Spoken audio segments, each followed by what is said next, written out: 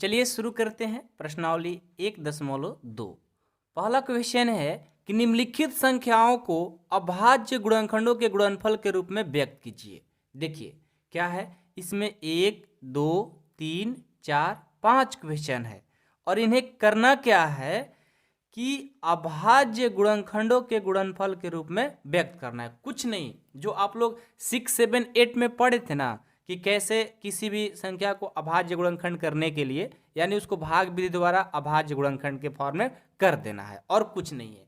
चलिए इसको हम बना करके आपको दिखाते हैं। ठीक है, पहले हम क्वेश्चन लिख करके यहाँ पर रेडी रखे हुए ताकि क्वेश्चन लिखने में जो टाइम लगता है वो हम लोग का टाइम बच सके। ठीक है, चलो पहला देखो बनाते हैं हम। 1, 2, 3 बनाते बनाते चौथा पांचवा तो आप खुद ही बना लोगे, या हमको लगता है कि सिर्फ एक बना देंगे ना तो 4 अपने खुद से भी बना सकते हो।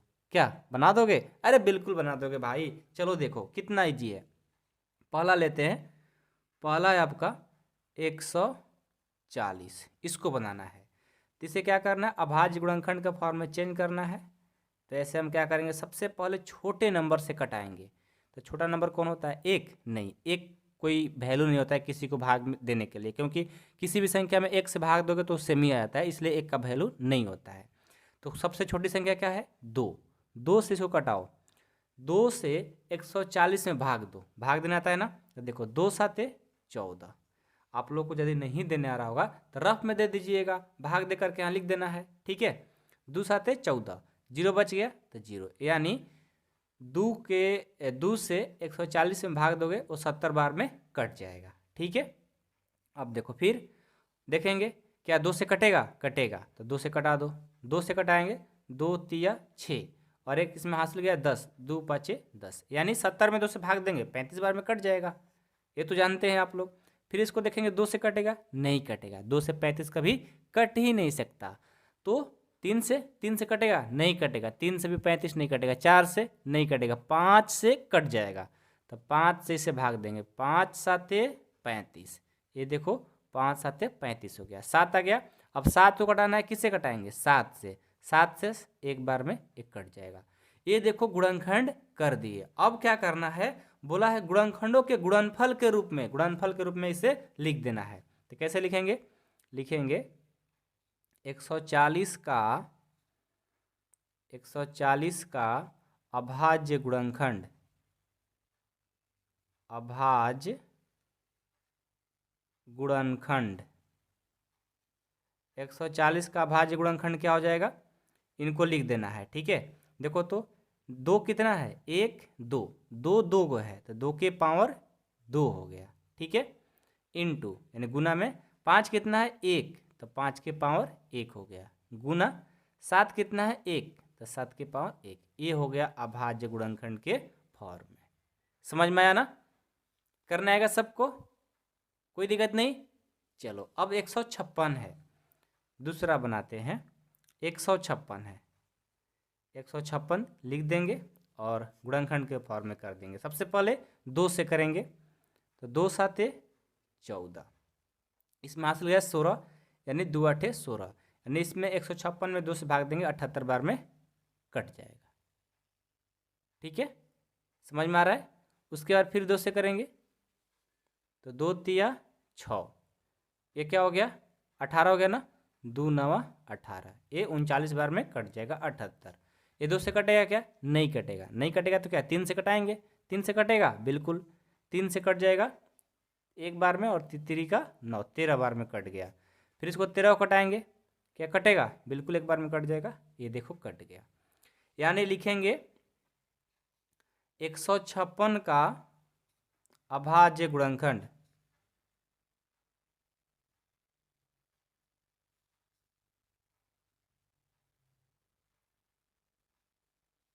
ठीक है, क्या है? 2 कितना है? 2 गो, तो लिखेंगे 2 के पावर 2, 3 कितना है? 1, तो 3 के पावर 1, 13 कितना है? 1, 13 के पावर 1।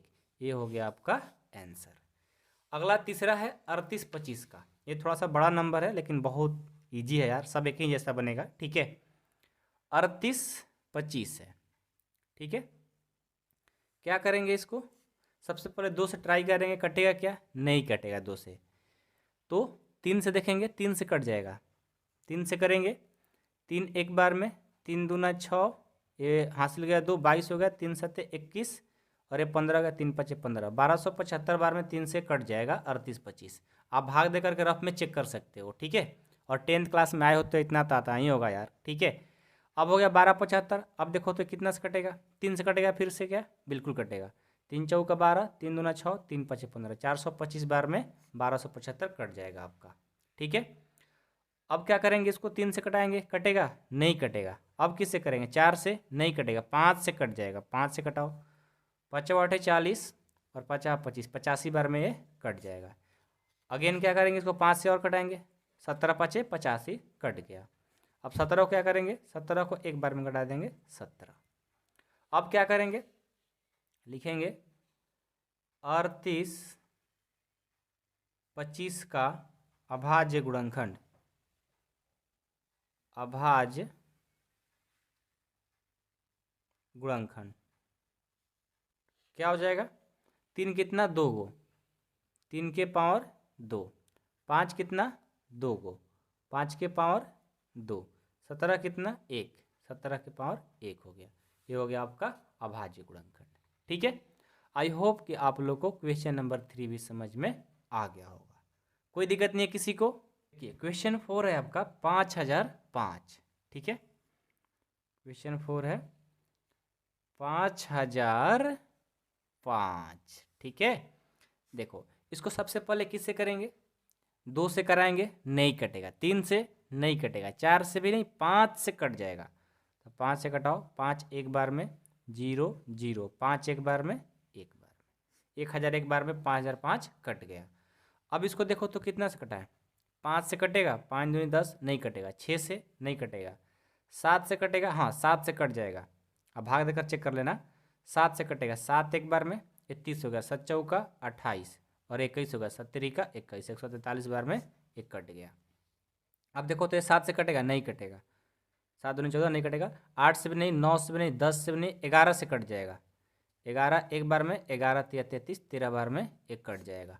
अब 13 किससे कटेगा, 13 से ही एक बार में, यानी 5000 लिखेंगे, 5005 का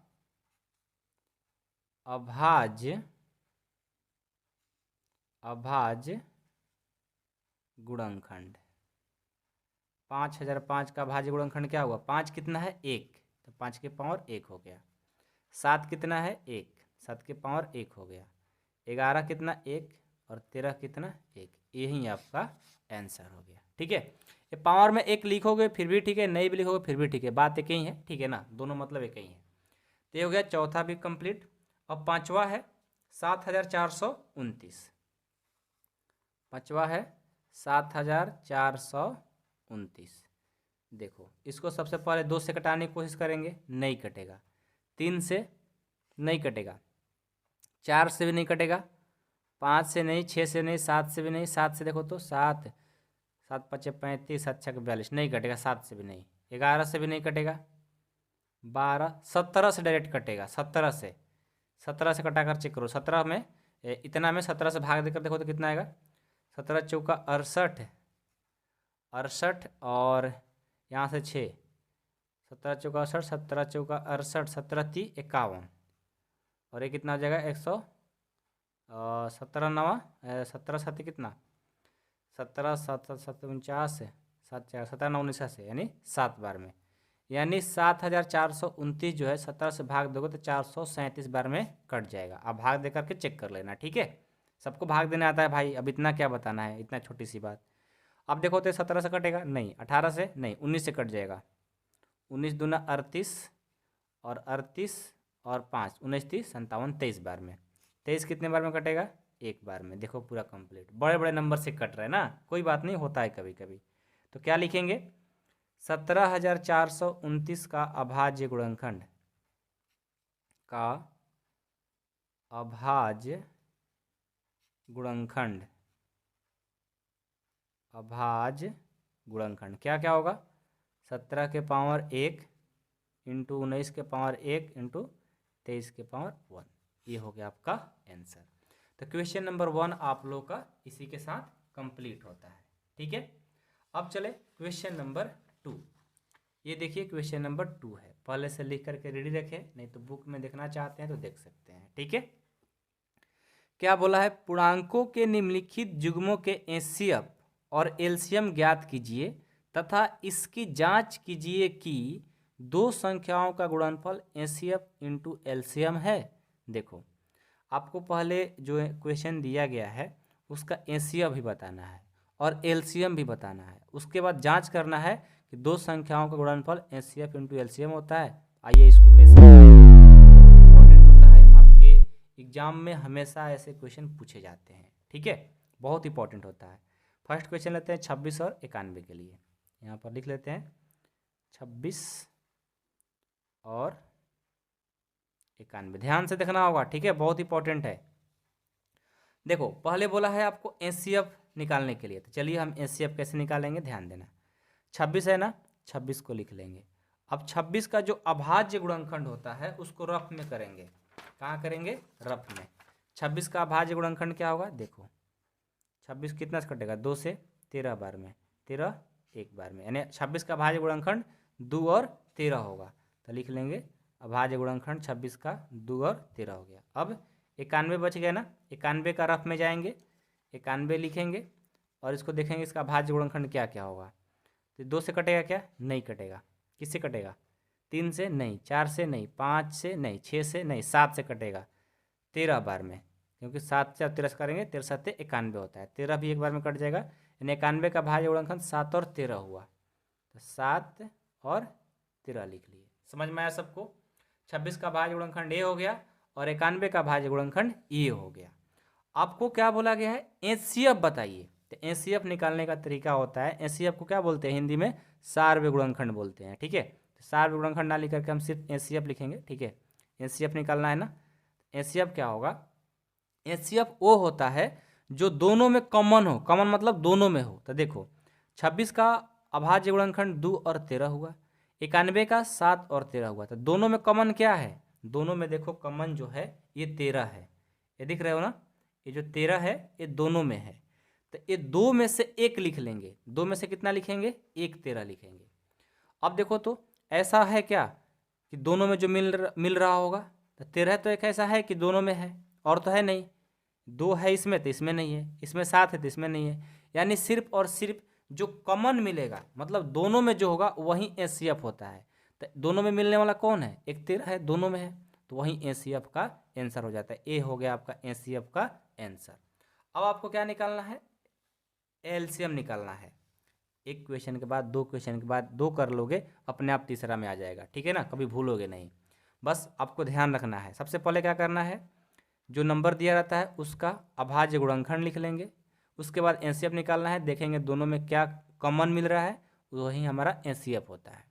मिल गया, सिर्फ 13 मिल रहा था इसलिए 2 में से 2 13 मिल रहा है ना, एक यहाँ एक यहाँ, तो दोनों में से सिर्फ और सिर्फ एक लिखा जाता है एचसीएफ में, एचसीएफ हो गया 13।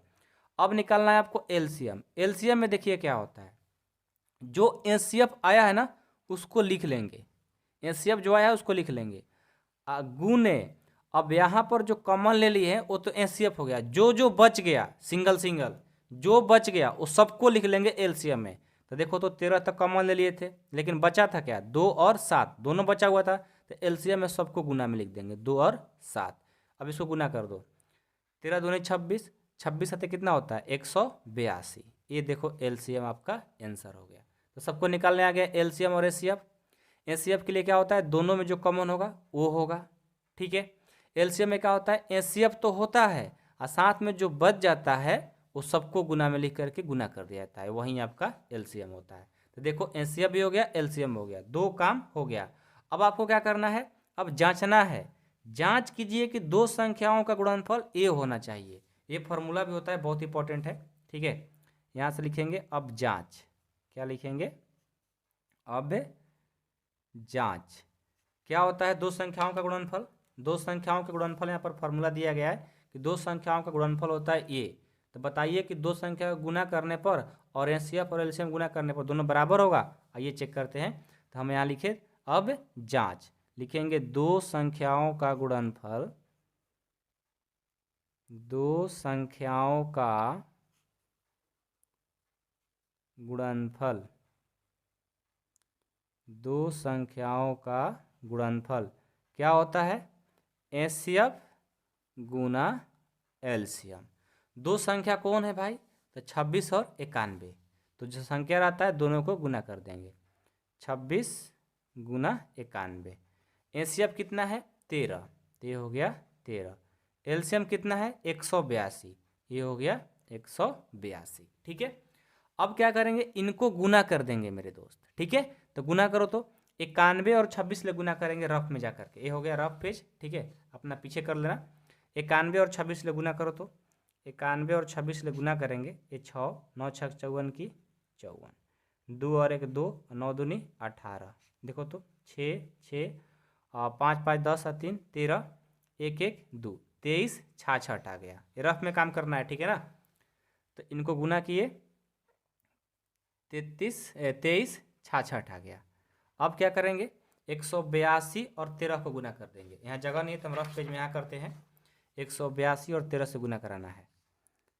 करो तो 3 दूना 6, 18 का 24 के 4, 3 2 5। ये हो गया 182। ये 6 6 और 8 5 13 के 3 1 1 2। देखो 23 66 आ गया। 23 66 आ गया। देखो तो दोनों बराबर हुआ कि नहीं हुआ? दोनों बराबर हो गया ना। ये देखो दोनों बराबर हो गया। तो वहीं बोला गया था कि जांच कीजिए कि दो संख्या गुणनफल एचसीएफ गुना एलसीएम है। तो बिल्कुल है, दोनों इक्वल हो गया। तो लिखेंगे प्रूफ। ये हो गया। आपके एग्जाम में बहुत ही इंपॉर्टेंट क्वेश्चन होता है, आएगा ही आएगा। इतना कन्फर्म हो जाओ कि आएगा ही आएगा। ठीक है, पढ़ाई पर एकदम 100% अभी से ही फोकस कर देना है। ठीक है, बाद में फिर पछताने की जरूरत नहीं पड़ेगी। अभी पढ़ाई करोगे अच्छे से, बाद में बिल्कुल पछताने की जरूरत नहीं होगा आप लोग को। ठीक है, मेहनत करिए, सब होगा। ठीक है, अब देखिए आपका क्वेश्चन नंबर कौन सा? 2 ना। अब आपका क्वेश्चन 2। ठीक है, 510 और 92 जस्ट वैसा ही बनेगा जैसे क्वेश्चन नंबर 1 किए हो। 510 और 92। ठीक है, सबसे पहले क्या किए? जो नंबर दिया रहता है उसका आपको निकलना है अभाज्य गुणनखंड। तो हम रफ पेज में जाएंगे और 510 का निकालने की कोशिश करेंगे। 510 का अभाज्य गुणनखंड 2 से करेंगे। 2 दूनी के 4, 2 5 10, ये 0। 250 हो जाएगा क्या? 250 कि नहीं, 6 हो जाएगा ना। नहीं नहीं, गलत हो रहा है। 2 दूनी के 4 और 11 हो गया। 2 5 10 हो गया। 2 5 10 और ये 2 5 10, यहाँ पर 5 होगा। ठीक है, 255। अब इसको करेंगे। 2 से नहीं जाएगा, 3 से जाएगा। 3 8 24, 3 5 15। फिर ये 5 से जाएगा, 17 5 85 और ये 17 से खत्म। तो 2 3 5 17, 2 3 5 17 आ गया। ठीक है, अब 92 का करेंगे। तो 92 का क्या हो जाएगा? 92 का करो, 2 से करेंगे। तो 2 से करेंगे तो 4 और ये 6। फिर 2 से करेंगे ये 23 और फिर 23 को तो 23 से ही कराना पड़ेगा। तो ये हो गया 2 2 और 23। ये था इसका अभाज्य गुणनखंड। तो देखो तो हम इसका अभाज्य गुणनखंड निकाल दिए। अब क्या बोले थे? एचसीएफ निकालने के लिए। एचसीएफ निकालने के लिए क्या सिखाएं आपको? एचसीएफ निकालने के लिए आपको सिखाया ना कि दोनों में जो कॉमन होगा, यानी दोनों में जो होगा, दोनों में वैसा कौन नंबर दिख रहा है? देखिए तो आपको, ये देखिए 2, ये 2 जो है ये दोनों में है ना। तो इस 2 को क्या कर देंगे? लिख देंगे। और कोई ऐसा नंबर है जो दोनों में हो? 3 है तो इसमें नहीं है, 2 है तो इसमें नहीं है। अब कोई ऐसा नंबर है जो दोनों में होगा, तो सिर्फ 2 आपका एचसीएफ हो जाएगा। अब क्या निकालना है? एलसीएम। एलसीएम निकालने के लिए क्या बोले हैं कि जो एचसीएफ आया हुआ रहता है उसे पहले लिख लो। उसके बाद जो नंबर बच गया, इसमें जो नंबर बच गया है दोनों में, सबको लिख दो। तो 3 बच गया, 5 बच गया, 17 बच गया। तो 3 5 17, इसमें 2 और 23 बच गया। 2 और 23 लिख देंगे। अब इसको गुना करके लिख देना है। गुना करो तो 3 दूना 6, 6 5 30, 30 ले और 17 से करेंगे। 30 और 17 से करेंगे यहाँ पर रफ में। 30 और 17 से करेंगे तो 0 17 का 21 और 0 और 3, 0 1 6। उसके बाद 2 से करेंगे तो ये हो जाएगा 0 2 6 दूनी 12। फिर उसके बाद 23 ले कर देंगे। 23 ले करेंगे 0 3 दूना 6, 3 दूना 6 और ये 3, 0, 2 दूनी के 4, 2 दूनी के 4 और ये 2, 0, 6, 10, 4 3 7 1 8 और ये 2। देखो 28 0 60 कितना आ गया? 28 0 60 आ गया। 28 0 60, 28 0 60 कितना होगा? गलत तो नहीं हो रहा है ना? एक बार चेक कर लेते हैं, ठीक है। और 17 से हुआ ये 0, 1 3 2 5 ही होगा यार, 610 नहीं होगा। हमको लग रहा था कि यहाँ पर मिस्टेक हो रहा है। तो यहाँ से 2 से करेंगे तो 1020 होगा, और यहाँ पर 23 ले करेंगे तो 0, 3 दूना 6, ये 0 हो जाएगा और ये 3 होगा। यहाँ पर 0 4 और ये 0 हो जाएगा, यानी 23, यहाँ पर 4 हो जाएगा, 23 460 होगा, 23,460 होगा। गुना सही से करना है, ठीक है। 23,460 आ गया, ठीक है। एचसीएफ 2 आ गया, एलसीएम इतना आ गया। अब आपको क्या करना है? चेक करना है दो संख्या का गुणनफल एचसीएफ गुना एलसीएम। अब लिखेंगे अब जांच, अब जांच क्या लिखेंगे? दो संख्याओं का गुणनफल, दो संख्याओं का गुणनफल क्या होता है? एचसीएफ गुना एलसीएम। दो संख्या कौन कौन है? 510 और 92। और यहाँ देखो एचसीएफ है 2 और एलसीएम कितना है? 23,460। तब 510 और 92 से गुना करके लिख देंगे। तो लिखो 510 और 92 को गुना करते हैं तो 0 2 5 दूनी 10, ये 0 9 9 5 45, ये 0 2 9 6 46 920, 46 920। और ये देखो 23,460 से 2 से करेंगे तो भी आ जाएगा 46 920 ही। देखो दोनों इक्वल आ गया। तो ये आपका क्वेश्चन नंबर 2 भी कंप्लीट होता है, ठीक है। अब चलिए आपका क्वेश्चन नंबर 3 को देख लेते हैं। यहाँ पर क्वेश्चन 3 क्या है? क्वेश्चन 3 है, अच्छा 336 नहीं है, बुक में देखो 54 भी है ना, 54 भी है, यहाँ पर छूट गया है। क्वेश्चन 3 है 336 और 54, ठीक है। ये आपका क्वेश्चन है। कैसे सॉल्व करेंगे? बहुत इजी है। पहले आपको क्या करना है? 336 का अभाज्य गुणनखंड निकालना है, ठीक है। तो 336 का अभाज्य गुणनखंड इधर रफ में कर लेते हैं, ठीक है ना। 336 का अभाज्य गुणनखंड करेंगे तो सबसे पहले 2 से करेंगे एक बार में, और 2 छक्का 12 और 2 अठे 16, फिर इसको 2 से करेंगे 8 और ये 4, फिर इसको 2 से करेंगे ये 4 और ये 2, फिर इसको 2 से करेंगे 21, फिर इसको 3 से करेंगे 3 7 21, ये 3 4 गो 3 4 गो 2 ना, 2 4 गो 2 3 4, 3 कितना है? 1 और 7 कितना? 1। ये हो गया इसका अभाज्य गुणनखंड। 54 का अभाज्य गुणनखंड क्या होगा उसको भी लिख लो। 54 का निकाल लो तो ये हो जाएगा 2 से 27, फिर 3 से 9, फिर 3 से 3, फिर 3 से 1, यानी 2 3 गो 3, ठीक है। चलिए अब ये हो गया। अब हम पहले क्या निकालेंगे? एचसीएफ। एचसीएफ कैसे निकालते हैं आपको बताया गया है कि जो दोनों में कॉमन हो।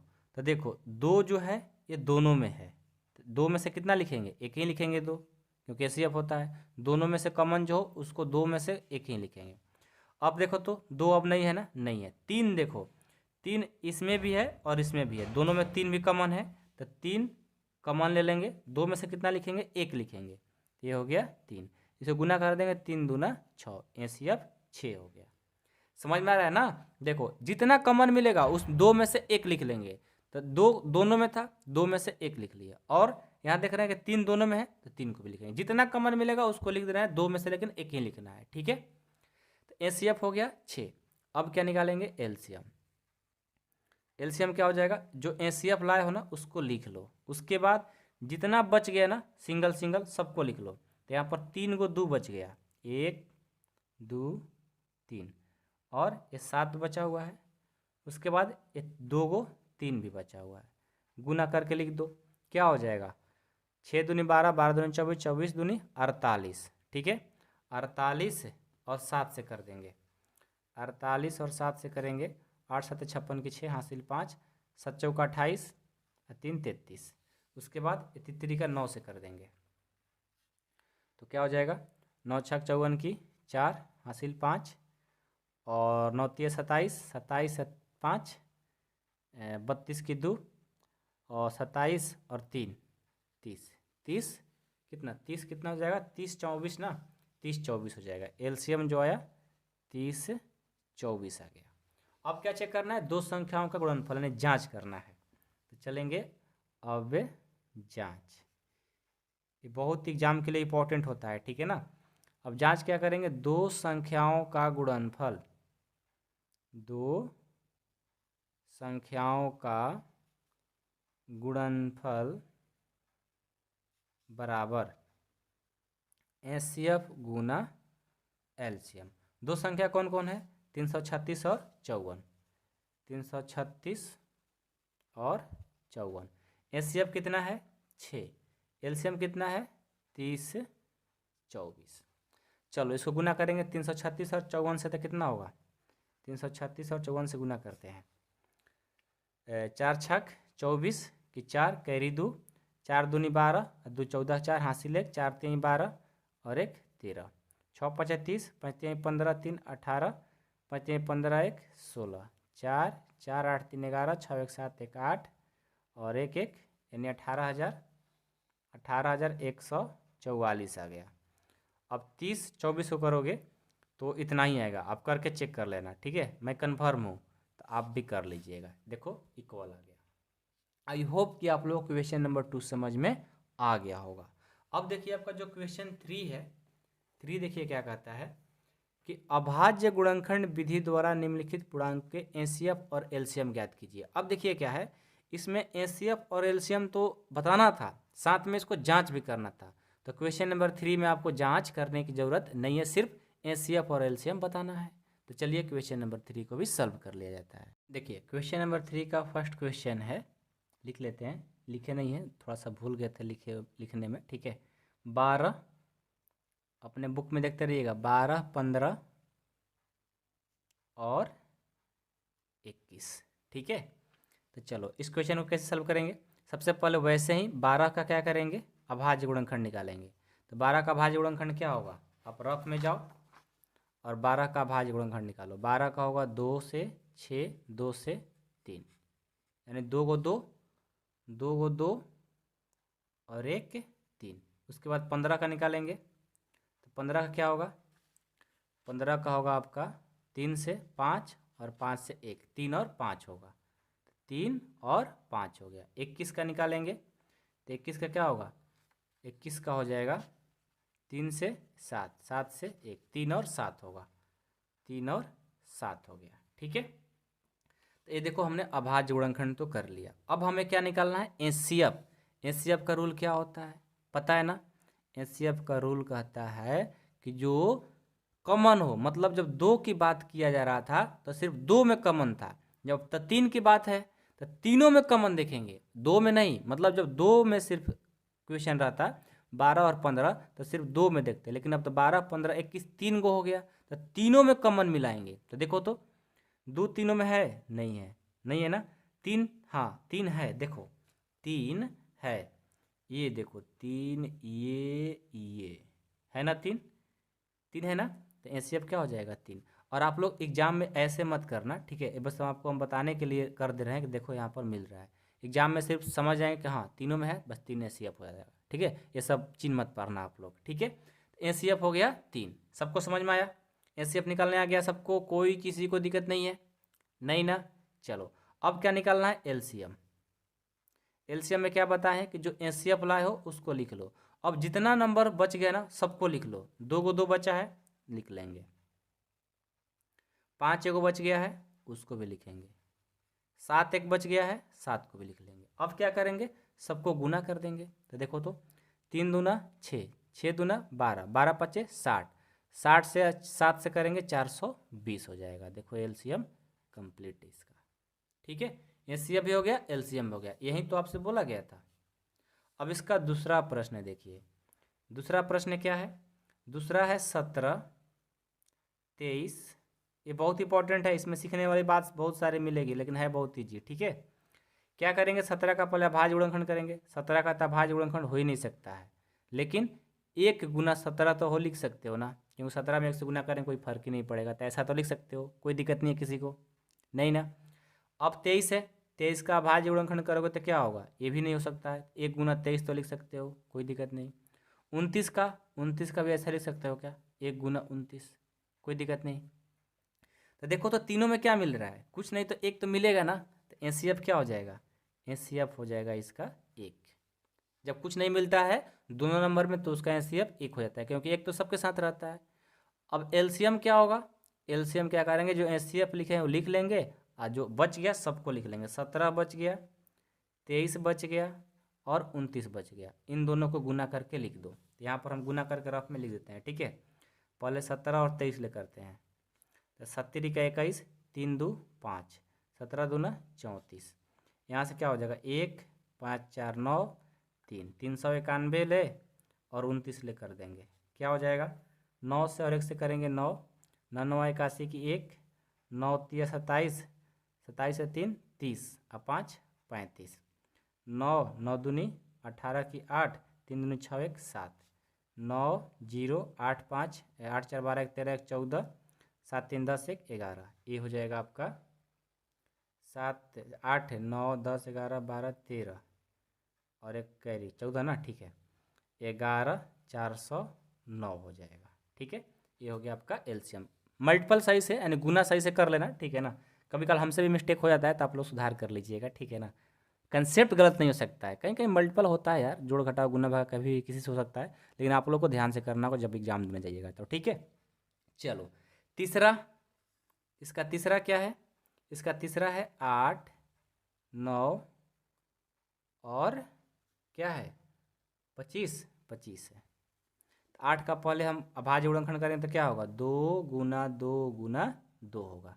अब तो आपको समझ में आ रहा होगा ये सब बातें डायरेक्ट भी। 9 का क्या होगा, 3 गुना 3। 25 का क्या होगा, 25 का होगा 5 गुना 5। देखो तो एचसीएफ क्या होगा, देखो तो इसमें तो कुछ मिल ही नहीं रहा, तीनों में नहीं मिल रहा है ना, तो आपसे बोले है ना कुछ नहीं मिलता है तो एक आपको सब में मिल जाता है, तो एचसीएफ क्या हो जाएगा 1। जब कुछ नहीं तो समझ जाओ कि एचसीएफ उसका 1 होगा। एलसीएम क्या होगा, एलसीएम एचसीएफ तो होगा, बाकी जो बच गया सबको गुना कर देंगे, तो 3 गो 2 है तो लिख दो, 3 गो 2 हो गया, 2 गो 3 है तो 2 गो 3 लिख ले, 2 गो 5 है तो उसको भी लिख लिए। अब गुना करके लिख दो, 2 दूनी 4, 4 दूनी 8, 8 8 का 24, 24 और 3 से करेंगे और 25 से कर देंगे, तो 24 और 3 से करेंगे तो 4 3 12, ये 72 हो जाएगा ना, और 50 25 से कर देंगे डायरेक्ट, तो क्या होगा 5 दूनी 10, 7 5 35 और 1 36 और 2 दूनी के 4, 7 दूनी 14, 0 10 6 4 7 1 8 1 कितना हो जाएगा 1800 ना, 1800 हो जाएगा।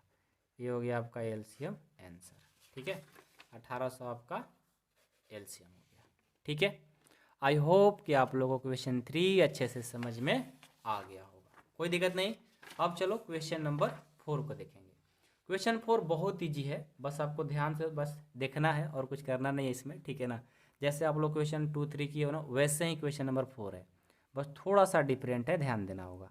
पहले क्वेश्चन पढ़ो, एचसीएफ इतना का 9 दिया है, मतलब 306 एंड 657 का एचसीएफ जो है वो 9 दिया गया है आपको, पहले से एचसीएफ बताना नहीं है, एचसीएफ इतना है, एलसीएम इतना ज्ञात कीजिए, मतलब 306 और 657 का एलसीएम ज्ञात करना है। ठीक है, तो एक बात बताओ, आपको जो दिया है उसको लिख लो, लिखो कि दिया है, जो दिया रहता है उसको लिख लेते हैं। क्या दिया है, HCF of 306 and 657 equal to 9। ठीक है, आपको बताना है एलसीएम कि इनका एलसीएम क्या होगा, तो एलसीएम का फॉर्मूला क्या होता है भाई, तो देखो याद रखना, अभी आपने क्वेश्चन नंबर 2 में पढ़ा कि दो संख्याओं का गुणनफल, क्या पढ़ा था फॉर्मूला, याद है, भूल गए, नहीं याद है तो क्वेश्चन नंबर 2 में देखो दिया गया है क्वेश्चन में ही कि दो संख्याओं का गुणनफल, दो संख्याओं का गुणनफल क्या होता है, एचसीएफ गुना एलसीएम होता है, दिया था ना। अब दो संख्याओं का गुणनफल एचसीएफ और एलसीएम होता है।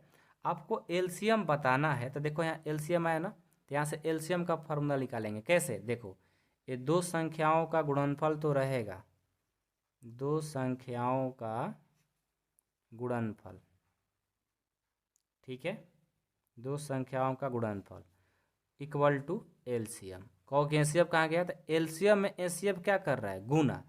इसको बराबर के इस साइड लाएंगे तो क्या कर देता है? भाग कर देता है। तो देखो तो एलसीएम का फॉर्मूला क्या हो गया? दो संख्याओं का गुणनफल बटा एचसीएफ। तो दो संख्या क्या है आपका? 306 और 657। तो लिख दो 306 गुना 657, दोनों संख्या गुणनफल कर दिए। एचसीएफ इसका कितना दिया है? देखो 9 दिया है, तो बट्टे में 9 हो गया, अब बराबर में एलसीएम हो गया। ठीक है, तो अब क्या करेंगे? अब समझ रहे हो क्या करेंगे? देखो अब कुछ नहीं करना है, थोड़ा ध्यान देना है आपको। बहुत इजी है, बहुत इजी, इतना इजी कि आप सोच भी नहीं सकते। ठीक है, इसको कटा दो। 3 9 27 और 3 9 27, 9 3 27 और 9 चौका 36, 34 बार में कट जाएगा। तो 34 गुना 657 बराबर एलसीएम। तो 34 और 657 को गुना कर देंगे। 657 और 34 को गुना करेंगे। 7 चौका 28 का 2 हासिल, और 5 चौका 20 2 22 हासिल 2, 6 चौका 24 और 26, 7 के 21 हासिल 2, 5 3 15 2 17, 36 18 और 1 19, 8 2 1 3, 6 6 12 1 13, 9 2 11 और 1 12 और 1 12,338 हो जाएगा। यही आएगा ना? अच्छा एक हासिल लेना, 22,338 हो जाएगा।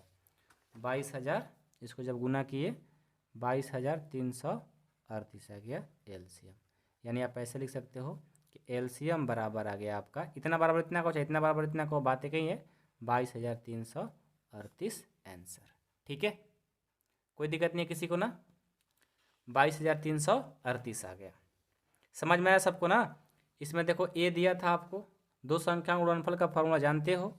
दो संख्याओं का गुणनफल क्या होता है? देखो एचसीएफ गुना एलसीएम। आपको एलसीएम का फॉर्मूला नहीं पता था, देखो तो दो संख्या गुणनफल बराबर एचसीएफ गुना एलसीएम हुआ। तो एलसीएम में क्या कर रहा था? गुना। बराबर के साइड लाएंगे तो क्या कर दिया? भागा। अब दो संख्या दिया था उनको गुना कर दिए, एचसीएफ का मान दिया था, भाग दे दिए, कटा दिए, एलसीएम आ गया। तो आई होप कि आप लोग क्वेश्चन नंबर 4 समझ में आ गया होगा। और ये बहुत ही वीवीआई इंपॉर्टेंट क्वेश्चन है, अभी अपने बुक में काट लो, क्योंकि एग्जाम में ऐसा प्रश्न हमेशा 10th में पूछे जाते हैं। ठीक है, चलो अब हम देखते हैं क्वेश्चन नंबर 5। ये देखिए आपका क्वेश्चन 5 है, बहुत ही इंपॉर्टेंट है और बहुत सारे स्टूडेंट इसमें कन्फ्यूजन में पड़े रहते हैं। लेकिन आज ये वीडियो देख रहे हो ना, कभी हो ही नहीं सकता है कि आप भूलोगे। ध्यान से देखना और अपने फ्रेंड सर्कल में भी इस क्वेश्चन को समझाने की कोशिश करना। जांच कीजिए कि क्या किसी प्राकृत संख्या n के लिए संख्या 6 के पावर n अंक 0 पर समाप्त हो सकती है? आइए देखते हैं, हो सकती है या नहीं हो सकती है, चेक कर लेते हैं कि जो 6 के पावर n है वो 0 पर समाप्त होगी या नहीं होगी। ठीक है, बहुत इंपॉर्टेंट क्वेश्चन है, आपके एग्जाम में पूछे जाते हैं और बहुत सारे स्टूडेंट को समझ में नहीं आता है, वो भूल जाते हैं। मतलब तरह तरह का आंसर देने की कोशिश करते हैं लेकिन वो आंसर सही नहीं होता है। तो आपको क्या करना है? अच्छे से वीडियो को देखना है, समझना है। तो पहले तो देखो हम क्या करेंगे, जो 6 के पावर n है इसका अभाज्य गुणनखंड निकालेंगे। तो लिखेंगे 6 के पावर n का अभाज्य गुणनखंड, अभाज्य गुणनखंड, अभाज्य गुणनखंड क्या होगा? देखो तो 6 है ना, 6 को तोड़ोगे तो क्या होगा? 2 गुना 3 होगा, यही ना इसका अभाज्य गुणनखंड होगा। अब पावर में क्या है? n, तो n हो गया। ठीक है, देखो कभी भी याद रखिएगा, थोड़ा सा आपको हम समझाने की कोशिश करते हैं, इस बात को ध्यान दीजिएगा कि कोई भी संख्या हो जो प्राकृत संख्या हो, ठीक है ना, और वो 0 पर समाप्त होती है, कब होती है? जब उसका अभाज्य गुणनखंड 2 और 5 होता है, 2 और 5 होता है। तो हम यहाँ देख रहे हैं कि 2 और 3 आ गया, तो 2 और 3 आ गया तो क्या वो 0 पर समाप्त होगी? बिल्कुल नहीं होगी। जो संख्या 0 पर समाप्त होगी तो उसका समझ लेना कि अभाज्य गुणनखंड 2 और 5 ये दोनों होना चाहिए। यदि सिर्फ 2 आ जाए तभी भी नहीं होगा, सिर्फ 5 आ जाए तभी भी नहीं होगा, यानी दोनों आने चाहिए। तो 2 और 5 दोनों रहेगा तभी वो संख्या 0 पर समाप्त हो सकती है। क्यों, अभी आपको ये भी हम बताएंगे, लेकिन अभी याद रखो इतना कि कोई भी संख्या हो 0 पर समाप्त होने के लिए उसका भाज्य गुणनखंड 2 और 5 होना चाहिए, दोनों साथ में ही आना चाहिए, नहीं तो नहीं होगा। ठीक है, तभी पहले आपको हम लिखवाने की कोशिश करते हैं, उसके बाद समझाएंगे क्यों। तो 6 के पावर n एक अभाज्य गुणनखंड है, जो कि 2 और 3 के पावर n हो गया। तो 2 और 3 आने से क्या पता चला कि इसका भाज्य गुणनखंड नहीं हो सकता है, शून्य पर समाप्त नहीं हो सकता है। तो लिखेंगे 6 के पावर n जबकि 2 × 3 के पावर n जबकि कोई प्राकृत संख्या, इसको ध्यान से लिखिएगा, एग्जाम में ऐसे ही अब इससे अच्छा मेरे ख्याल से नहीं लगता है कि आप कभी समझ पाओगे। ठीक है, प्राकृत संख्या जो शून्य पर समाप्त होती है,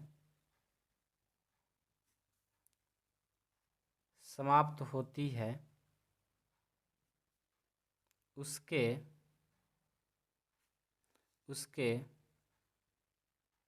अभाज्य गुणनखंड,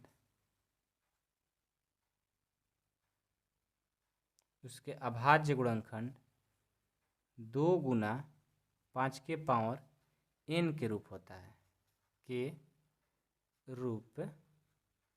होता है, अतः 6 के पावर n शून्य पर समाप्त नहीं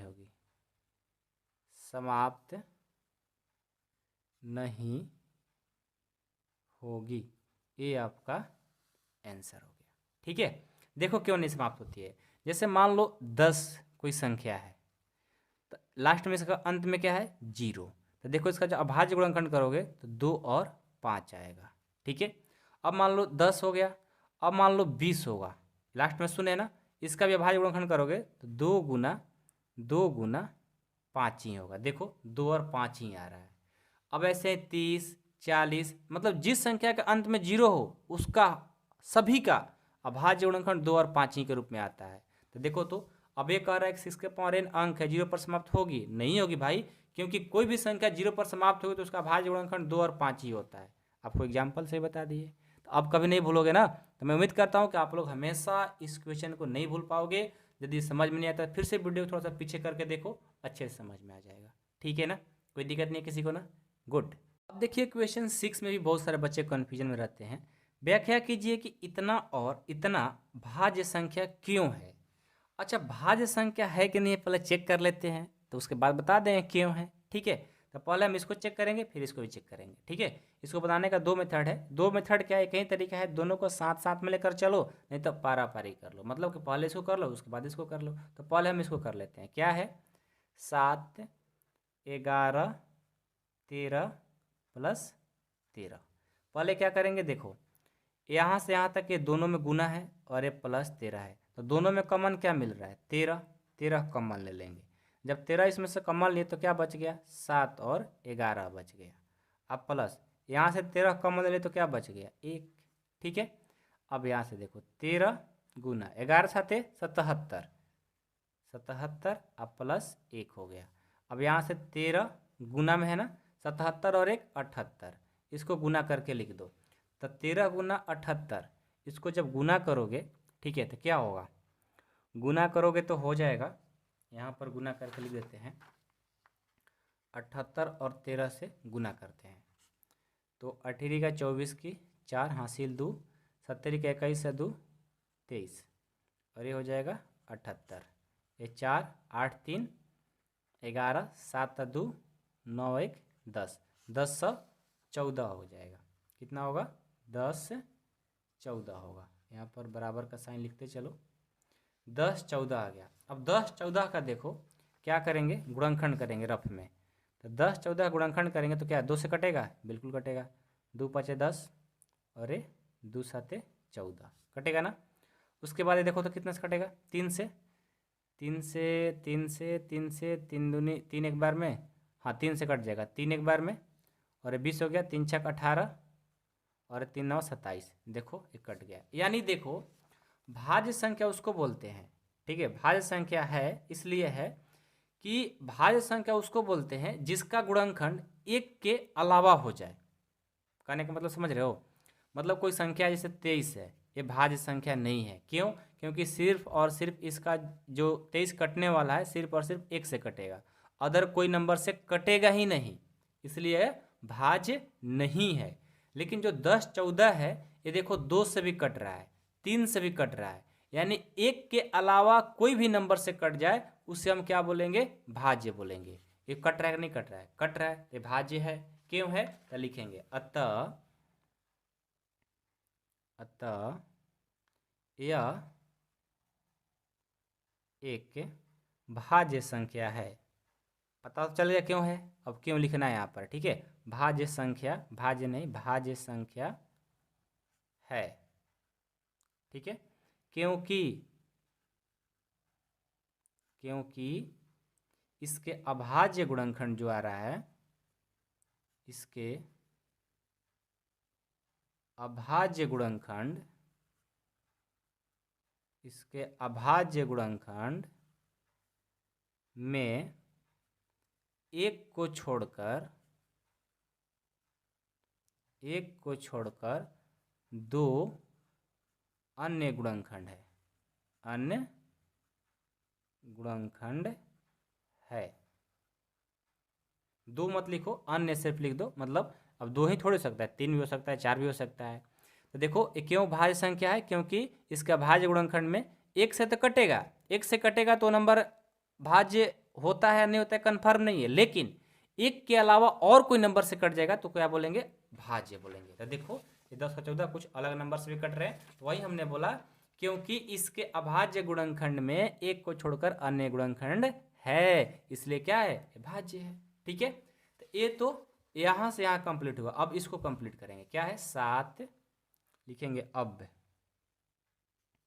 7 6 5 4 3 2 1 और 5 है। गुना कर दो तो क्या होगा? तो देखो यहाँ से यहाँ तक एक ही चीज़ है और ये 5 है, तो दोनों में कॉमन क्या मिल रहा है? 5। तो यहाँ से क्या बच जाएगा? 7 6 5 तो कॉमन ले लिए हैं, 4 3 2 1, अब प्लस 5 तो कॉमन लिए, तो यहाँ पर क्या बच गया? प्लस में 1 बच गया। अब क्या करेंगे? 5 का 5, इसको गुना कर दो। 7 छक 42, 42 और 4 3 12 दूनी 24, 42 और 24 से करेंगे तो क्या होगा? 42 और 24 ले करेंगे तो ये हो जाएगा 42 24 से करेंगे, 4 दूनी 8, 4 चौका 16, 4 4 दूनी 8, 0, ये हो जाएगा आपका 6 8 ना, 8 6 4 10, 8 1 9 1 10, 1008 हो जाएगा, 1008 प्लस 1 यानी 5, यहाँ पर बराबर का साइन लिखते चलो, और ये हो गया 1009। इसको गुना कर दोगे तो कितना होगा? 1009 से 5 में करेंगे तो हो जाएगा 50 45 ना, 50 45। अब चेक करो तो ये जो 50 45 आया, क्या 1 से कटेगा? 1 से तो कटेगा, अदर नंबर से कटेगा क्या? बिल्कुल, ये 5 से तो ऐसे ही कट जाएगा। देखो 50 और 45, 5 से तो ऐसे ही कटेगा, 10 5 50 और 0 5 9 45, एकदम बिल्कुल अलग नंबर से भी कट रहा है। वैसा ही यहाँ वाला जो शर्त लिखे हैं यहाँ भी लिख देंगे। भाज्य है, क्यों है भाई? तो लिखेंगे पहले, देखो अतः यह भाज्य संख्या है, अतः यह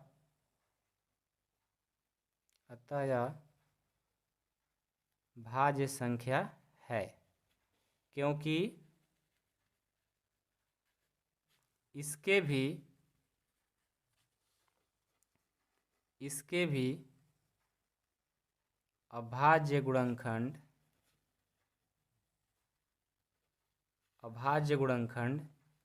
में एक को छोड़कर अन्य गुणनखंड है, ठीक है? तो क्या बोलेंगे? इसे भाज्य बोलेंगे। याद रहेगा ना, भाज्य किसको बोलेंगे? जिसका गुणनखंड एक से तो कटेगा, अदर नंबर से भी कटेगा, उसको भाज्य बोलेंगे, ठीक है? तो चलिए क्वेश्चन नंबर 6 कंप्लीट होता है। अब देखिए आपका क्वेश्चन 7 है, किसी खेल के मैदान के चारों ओर एक वृत्ताकार पथ है और इस मैदान का एक चक्कर लगाने में सोनिया को 18 मिनट लगते हैं, जबकि इसी मैदान को एक चक्कर लगाने में रवि को 12 मिनट लगते हैं। मान लीजिए वे दोनों एक ही स्थान और एक ही समय पर चलना प्रारंभ करके एक ही दिशा में चलते हैं तो कितने समय बाद वे पुनः प्रारंभिक स्थान पर मिलेंगे। बहुत इंपॉर्टेंट क्वेश्चन है, आइए इसको समझाने की कोशिश करेंगे पूरा कि आपको अच्छे से समझ में आ जाए। ये क्वेश्चन थोड़ा लंबा है लेकिन कोई नहीं, इसका सोल्यूशन बहुत ईजी है। ठीक है, देखिए पहले जो क्वेश्चन में दिया है ना उसको लिखो। एक चक्कर लगाने में सोनिया को कितना लग रहा है? 18 मिनट। लिखो इस बात को, एक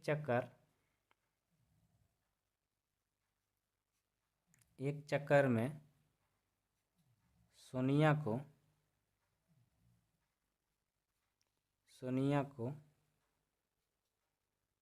18 मिनट 18 मिनट लेती है। लिखो ऐसे, ठीक है।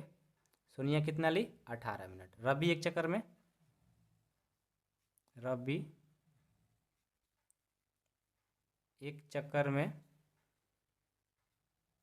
12 मिनट लेता है। ठीक है, अब देखो, अब ये काम स्टार्ट होता है। अब खेल का मैदान कैसा है? एक वृत्ताकार है। ध्यान दीजिएगा, खेल जो मैदान है वो एक वृत्ताकार है इस तरह का। थोड़ा सा फिगर अच्छा नहीं बन रहा है लेकिन आप लोग समझिएगा बात को। ठीक है, ये मैदान हो गया। मान लो कि रवि यहाँ से शुरू किया, और रवि भी यहीं से और सोनिया भी यहीं से। तो बोला है क्वेश्चन में एक चक्कर लगाने में सोनिया को 18 मिनट लगते हैं जबकि रवि को एक चक्कर लगाने में 12 मिनट लगते हैं। मान लीजिए कि वे दोनों एक ही स्थान और एक ही समय से चलना प्रारंभ करते हैं। मान लीजिए कि दोनों यहीं से दौड़ना शुरू किया स्टार्टिंग में। अब शुरू किया तो सोनिया भाग रही है, इसको लगा 18 मिनट। ठीक है, अब रवि भाग रहा है, इसको लगता है 12 मिनट। तब क्वेश्चन कहता है एक ही स्थान पर प्रारंभ करके ही एक ही दिशा में चलते हैं, मतलब ये सोनिया इधर भाग रही है तो रवि भी इधर ही भाग रहा है। ठीक है, कितने समय बाद पुनः प्रारंभिक स्थान पर?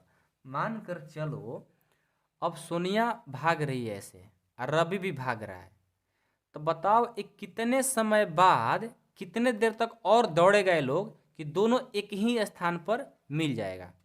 ऐसे तो मिलने के लिए बहुत बार, मान लो हर चक्कर में एक दूसरे को मिल रहा होगा, लेकिन एक ही जगह दोनों मिल जाए, कहने का मतलब समझ रहे हो? मिलने के लिए तो मान लो यहाँ भी मिला होगा, एक चक्कर लगा रहा होगा तो सोनिया यहाँ भी मिल गई होगी, रवि भी यहाँ मिल गया होगा। लेकिन क्वेश्चन कह रहा है कि देखो मान लीजिए कि वे दोनों एक ही स्थान और एक ही समय पर चलना प्रारंभ करके एक ही दिशा में चलते हैं, तो कितने समय बाद वे पुनः प्रारंभिक स्थान पर मिलेंगे। मतलब प्रारंभिक कहने का मतलब क्या? यही स्थान वहाँ पे जहाँ से शुरू किए थे ना, वही जगह पर वो कब मिलेंगे, कितने समय और बाद मिल जाएंगे। मिलने के लिए तो हर मतलब चक्कर में कहीं यहाँ मिल रहा होगा, कहीं यहाँ मिल रहा होगा, कहीं यहाँ मिल रहा होगा, लेकिन यहाँ मिल रहा होगा। लेकिन आपको कहाँ दोनों को मिलाना है? यहाँ पर। तो सोनिया को 18 मिनट लग रहा है, रवि को 12 मिनट। अब इसी दौड़ लगाना है जहाँ से शुरू किया है वहीं पर कितने मिनट बाद वो दोनों एक जगह मिल जाएगा, इस जगह पर ये बताना है। तो जब भी ऐसे बताना होगा न्यूनतम निकालने की, मतलब कितने समय बाद वो मिल जाएंगे, यानी मिनिमम दूरी, मिनिमम टाइम बताना है, न्यूनतम निकालना है। जब अधिकतम निकालना होता है, कोई भी चीज़ को अधिकतम निकालने के लिए एनसीएफ द्वारा निकाला जाता है। जब मिनिमम निकालना होता है, न्यूनतम, तो एलसीएम का रूल लगता है। तो हम क्या करेंगे, 18 और 12 का एलसीएम लगा देंगे। तो क्या कहेंगे, वे दोनों एक ही स्थान पर,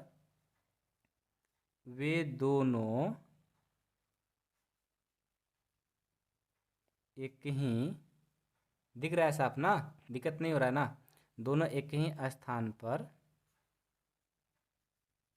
एलसीएम ऑफ 18 और 12 मिनट, ये इसका आंसर हो जाएगा। तो क्या करेंगे, अब 18 और 12 को मिनट ऐसे लिख लो, दोनों एक ही स्थान पर एलसीएम 18 और 12 मिनट के बाद मिलेंगे, यही आपका आंसर हो गया। आंसर नहीं हुआ, अभी हम इसका एलसीएम निकाल कर दिखाते हैं। तो एलसीएम निकालने के लिए जानते हो ना, सबसे पहले 18 को लिखेंगे और इसका भाज्य गुणनखंड कर देंगे। क्या होगा, 2 3 3 हो जाएगा। 12 का क्या हो जाएगा, 12 का होगा 2 गुना 3 हो जाएगा। तो सबसे पहले एनसीएफ निकाल लेते हैं, लेकिन एनसीएफ का काम नहीं है, लेकिन एलसीएम के चलते एनसीएफ निकालना पड़ रहा है। तो एनसीएफ क्या हो जाएगा, ये देखो दोनों में 2 मिल रहा है तो 1 2 लिख लेंगे, दोनों में 3 मिल रहा है 1 3 लिख लेंगे, यानी एनसीएफ हो गया 6। अब एलसीएम निकाल लो, एलसीएम क्या हो जाएगा, एचसीएफ तो लिखते हैं, और जो बच गया उसको भी लिख लेंगे। 3 बच गया और एक 2 बच गया। 6 दूनी 18, 18 दूनी 36। ये जो एलसीएम आया 36, यही आपका आंसर हो जाएगा। तो लिखेंगे 36 मिनट बाद दोनों एक ही स्थान पर मिल जाएंगे। 36 मिनट बाद क्या करेंगे, यहीं पर दोनों मिल जाएगा। तो आई होप कि आप लोगों को क्वेश्चन समझ में आ गया होगा। और एक बहुत ही इंपॉर्टेंट सूचना, जिनको क्लास 10 की मैथ पूरे अच्छे तरह से कंप्लीट करना है वो मेंबरशिप में ज्वाइन हो सकते हैं। मेंबरशिप में ज्वाइन होने के लिए 499 रुपये लगेगा। जब तक आपका 10th का एग्ज़ाम नहीं हो जाएगा तब तक के लिए फ़ी है। और ज्वाइन करना होगा तो इस नंबर पे 8383896119 पर आपको कॉल या मैसेज करके पूछ सकते हो कैसे ज्वाइन होना है। नहीं तो मेरा ऐप है, डिस्क्रिप्शन में ऐप का लिंक है, वहाँ से डाउनलोड करके स्टोर पर जाकर अपना कोर्स 10th क्लास की परचेज कर सकते हैं। वहाँ भी 499, या आप ऐसे भी परचेज कर सकते हैं। मान लो आपको ऐप से परचेज नहीं करने आ रहा है तो आपको कुछ नहीं करना है। इस नंबर पे क्या करना है आपको, फ़ोनपे, गूगल पे, पेटीएम करके, ठीक है, उसके बाद उसका स्क्रीनशॉट लीजिएगा और यहीं व्हाट्सएप नंबर है सेंड कर दीजिएगा। जब पैसा पे करते हैं कॉल भी कर देंगे, चाहे स्क्रीनशॉट व्हाट्सएप पर सेंड कर देंगे, फिर भी आपको ज्वाइन कर देंगे, फिर आपका क्लास शुरू हो जाएगा। पूरा 10th का कंप्लीट मैथ के लिए मात्र 499 लग रहा है। यदि जोड़ोगे तो पर मंथ 20 से 25 रुपये पड़ेगा और इसमें पूरा 10th की मैथ कंप्लीट हो जाएगा। आप समझो इससे सस्ता एजुकेशन क्या हो सकता है। ठीक है, ज्वाइन करना होगा। नहीं कुछ समझ में आएगा तो कॉल करके ही बात कर लीजिएगा सर से कैसे ज्वाइन करना है। ठीक है।